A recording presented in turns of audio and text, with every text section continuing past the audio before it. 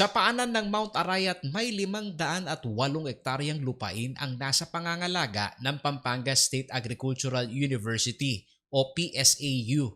At sa bisa ng Executive Order No. 75 na pinirmahan ng Pangulong Rodrigo Duterte noong taong 2019, nakatakda itong ipamahagi sa mga magsasaka.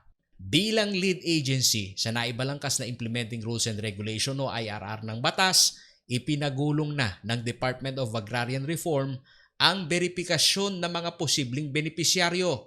Dito sa Magalang, Pampanga, simula pa noong Hunyo ng nakalipas na taon, naitulak ng DAR Region 3 ang field validation sa mga benepisyaryong magsasaka. Kabilang sa mga posibleng tumanggap ng lupang sakahan ay ang mga miyembro ng Damayan Commonwealth Farmers Association Incorporated. Halos kalahati sa kanilang higit 400 miyembro ay pumasa.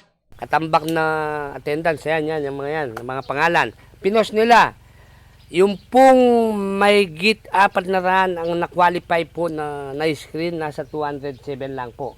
Ibig sabihin, may git kalahati ang hindi na-qualified. Hiwalay pa umano rito ang mga benepisyaryo ng DAR sa alumni ng Pampanga State Agricultural University o PSAU na nagtapos ng agriculture.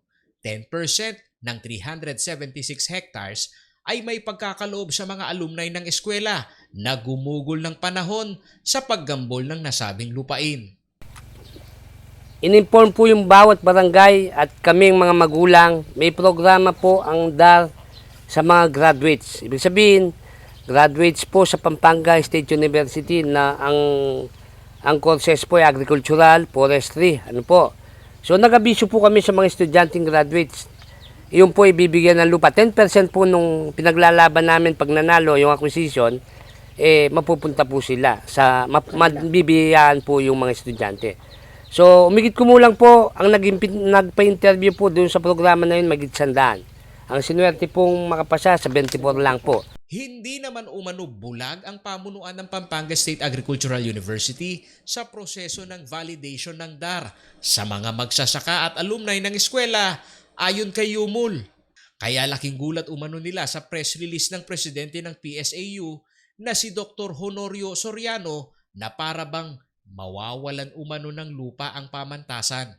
Nagsisinungaling si Dr. Soriano Hindi po totoo ang sinasabi niya. Ang pinapakita niya po sa estudyante, lahat ng pisaw, yung 132 hektarya na yun, kukunin namin, walang matitira sa pisaw. Hindi naman po ganyan, mga estudyante. Ang matitira sa inyo, 132 hektarya pa.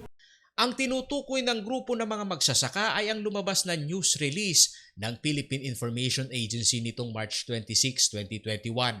Ang apelan ng retention sa lupa ng PSAU na ibabahagi sa mga magsasaka na benepisyaryo ng CARP.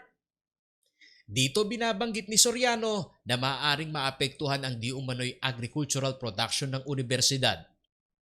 Isa rin sa punto ni President Soriano ang pagkakaroon ng stewardship agreement sa mga magsasaka sa halip na land ownership.